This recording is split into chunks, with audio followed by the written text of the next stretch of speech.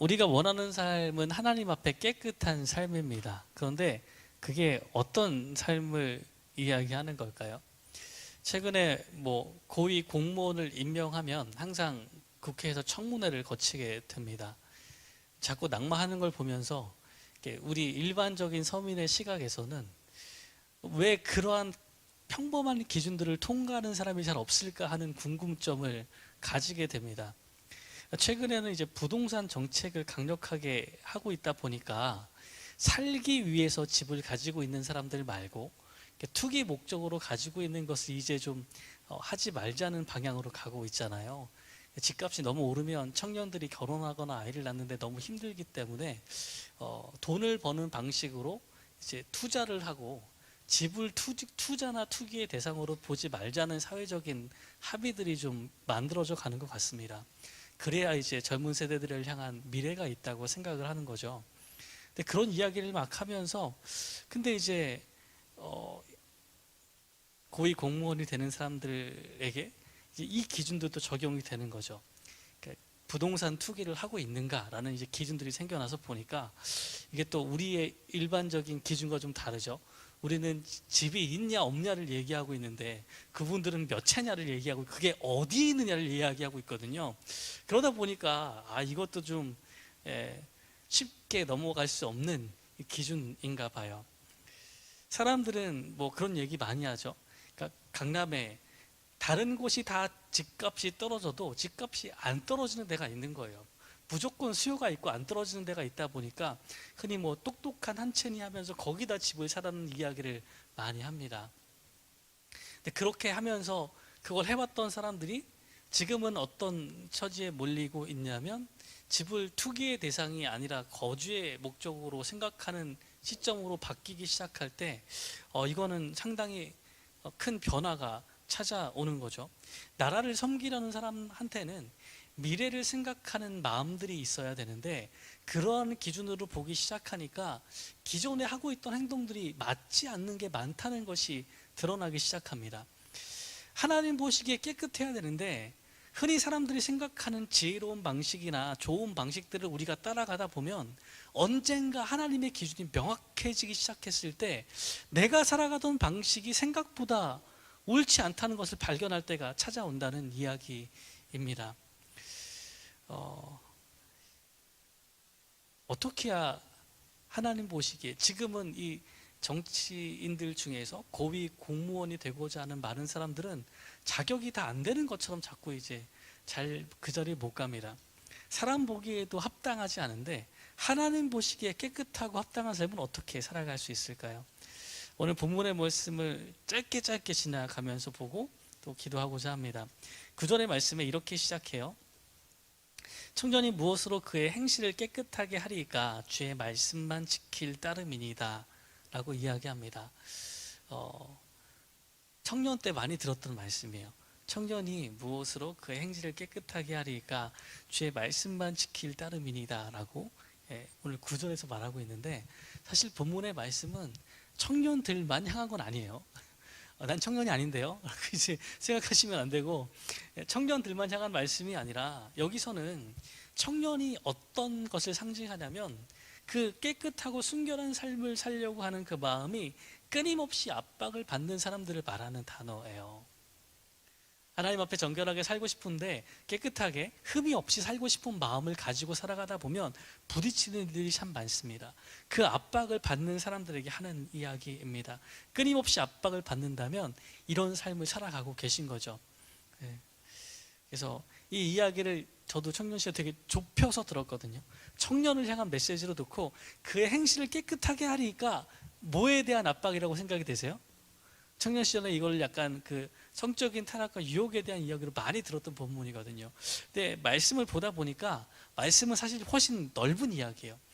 우리 삶에 하나님께서 원하시는 삶 말고 다른 방식으로 이렇게 밀어붙이는 압력들이 있어요. 올바른 삶보다 다른 거에 마음 쓰게 하는 일들에 대해서 그 압박을 받는 모든 사람들에게 청년이라는 이름으로 오늘 시편 기자가 이야기하고 있습니다. 그러면 우리가 그 다음에 뭘 생각하냐면 그럼 어떻게? 라는 방법들을 생각해요. 어떤 방법으로? 무슨 수단으로? 이런 걸 생각하게 되거든요. 근데 우리는 그 수단이 뭔가 밖에 있는 것처럼 자꾸 생각하게 되거든요. 그런데 오늘 본문은 그게 밖에 있는 게 아니고 우리의 내면에 있다는 것들을 이야기합니다.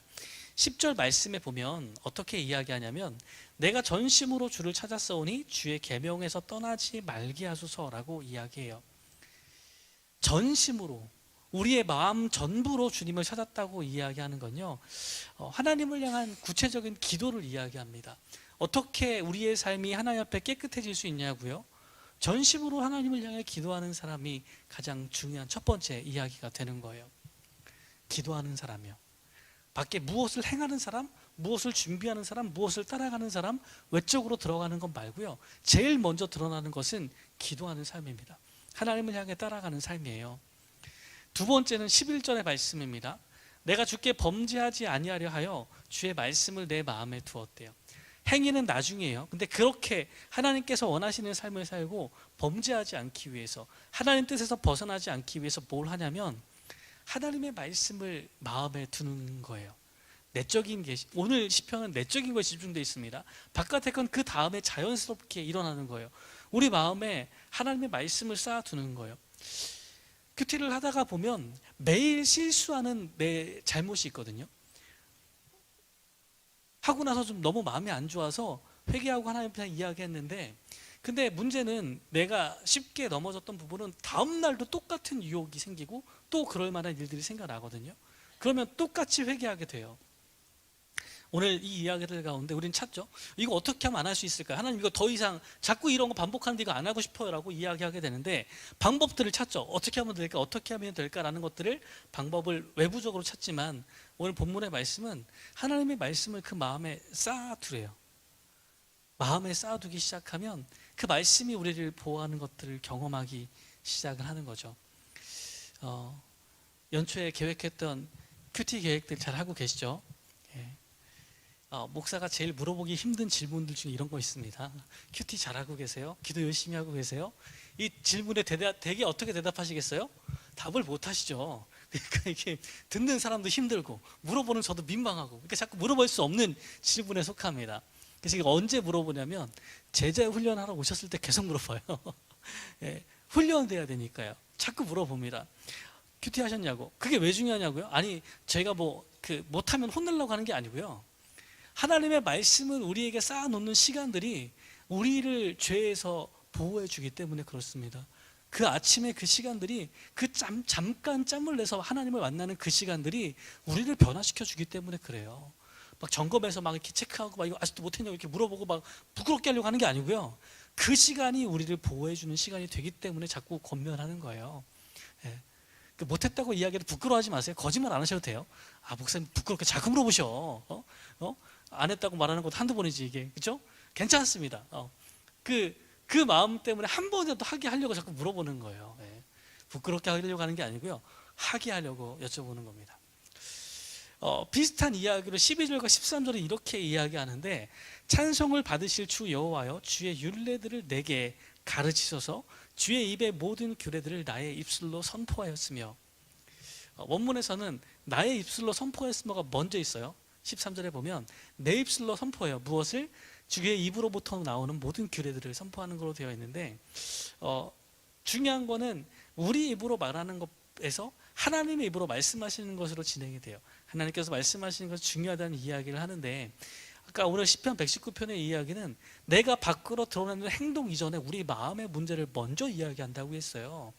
이 이야기는요, 하나님의 말씀이 내 마음에 있을 때 범죄하지 않는다 했는데, 예수님께서 누가복음 6장 45절에 뭐라고 말씀하시냐면, 선한 사람은 마음에 쌓은 선에서 선을 내고 악한 자는 그 쌓은 악에서 악을 내나니 이는 마음에 가득한 것을 입으로 말함이니라 라고 이야기합니다.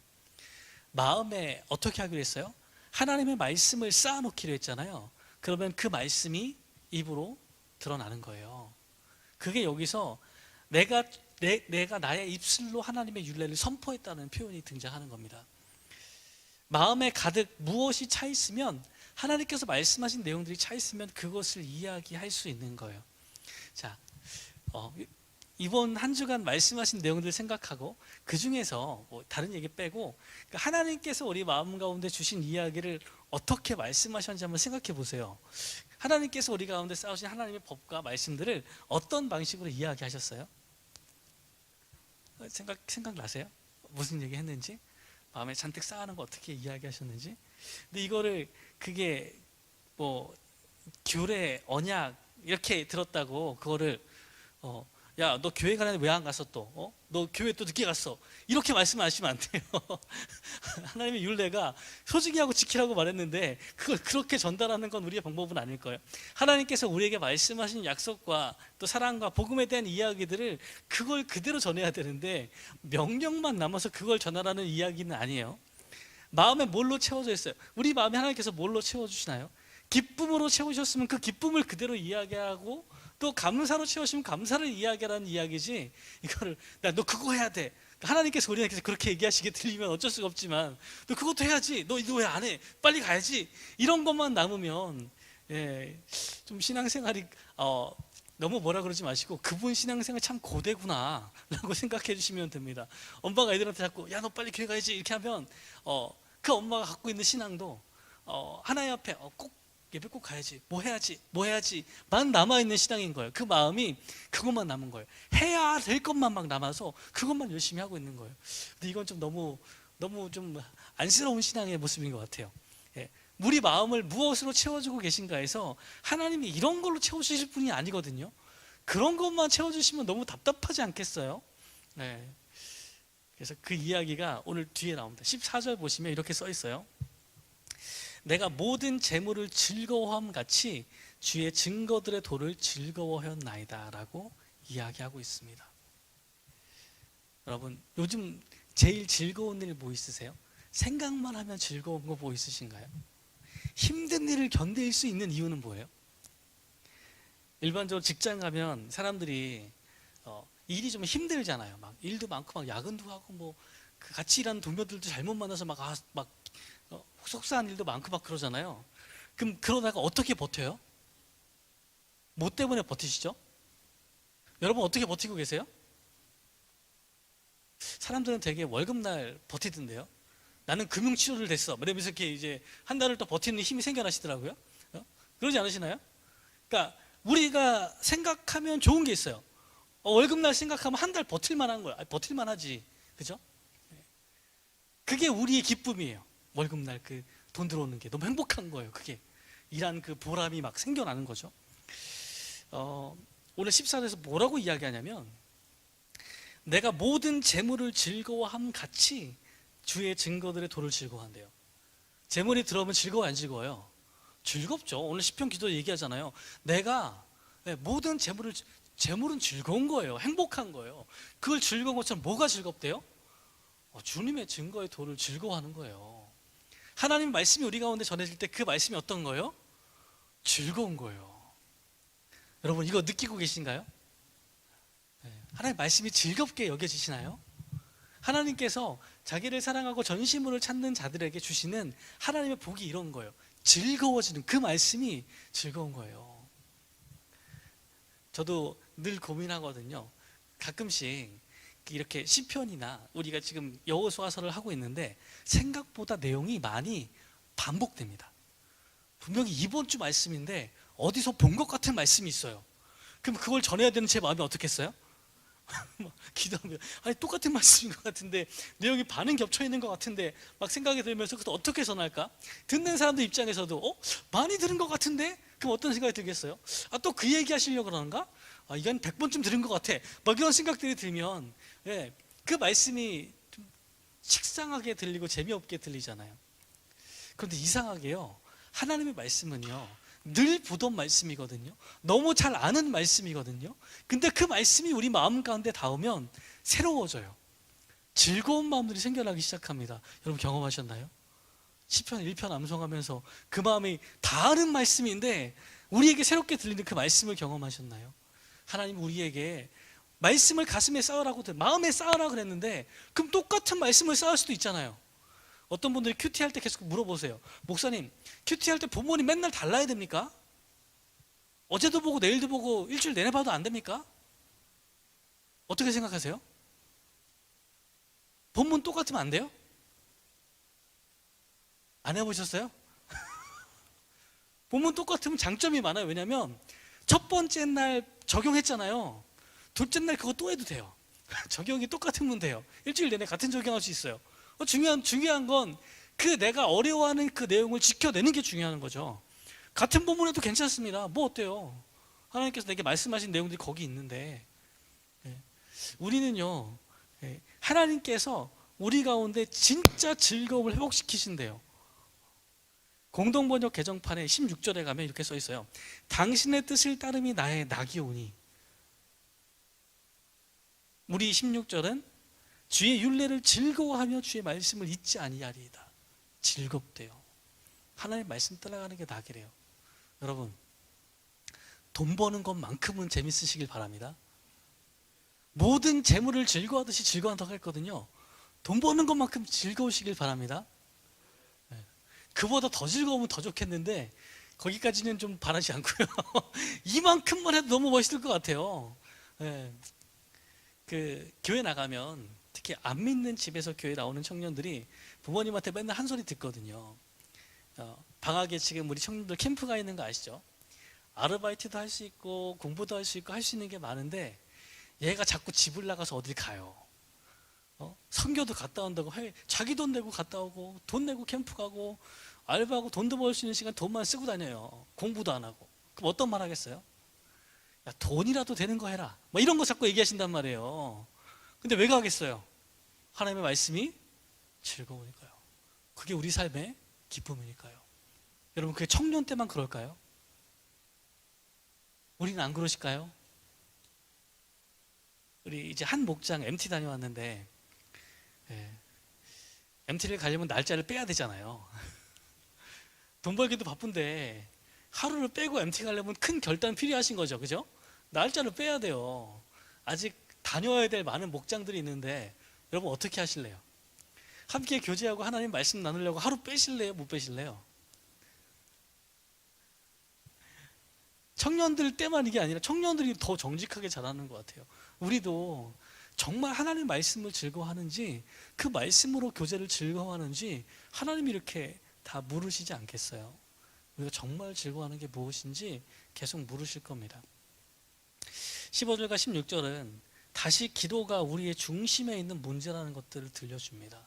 밖에 있는 무언가를 바꾸려고 하는 것보다 밖에 정답이 있는 것이 아니고 어떤 프로그램에 참여하는 것이 정답이 아니고 하나님 앞에 가는 그 기도가 가장 중요한 중심에 있다는 것들을 들려줘요. 내가 주의 법도들을 작은 소리로 읊조리며, 이게 묵상하다는 단어인 거 아시죠? 작은 소리로 읊조려요. 이게 하나님과 만나는 시간들을 이야기하는 거예요. 내 마음에 하나님의 말씀을 쌓는 시간들을 의미합니다. 주의 길들에 주의하며 매일 주의 율례들을 즐거워하며 주의 말씀을 잊지 않는 거예요. 이건 기도의 결심입니다. 여러분, 교회 오면 늘 똑같은 이야기를 하는 것 같고 기도에 오면 늘 똑같은 이야기를 하는 것 같지만 여러분, 그래도 그 이야기를 할 수밖에 없어요. 하나님 앞에 하나님의 말씀으로 우리 마음을 채워가는 것, 하나님의 말씀을 즐거워하는 것만이 우리 삶을 깨끗한 삶으로 이끌 수 있는 능력과 힘이 있기 때문입니다. 우리를 유혹하는 많은 것들이 있거든요. 그게 대개는 돈이기도 하고 또 뭐 젊은 친구들이 좋아하는 운동이기도 하고 게임이기도 합니다. 우리의 마음을 휩쓸어가는 게 있어요. 생각만 해도 좋은 것들이 있습니다. 그런 것들보다 하나님의 말씀이 더 좋으려면 그것들을 기뻐하는 방법들이 매일매일 깨달아져야 돼요. 오랜 동안 떨어뜨려 놓으면 예배하는 것도 힘든 일이고 말씀을 듣는 것도 부담스럽기만 하고 즐겁지가 않습니다.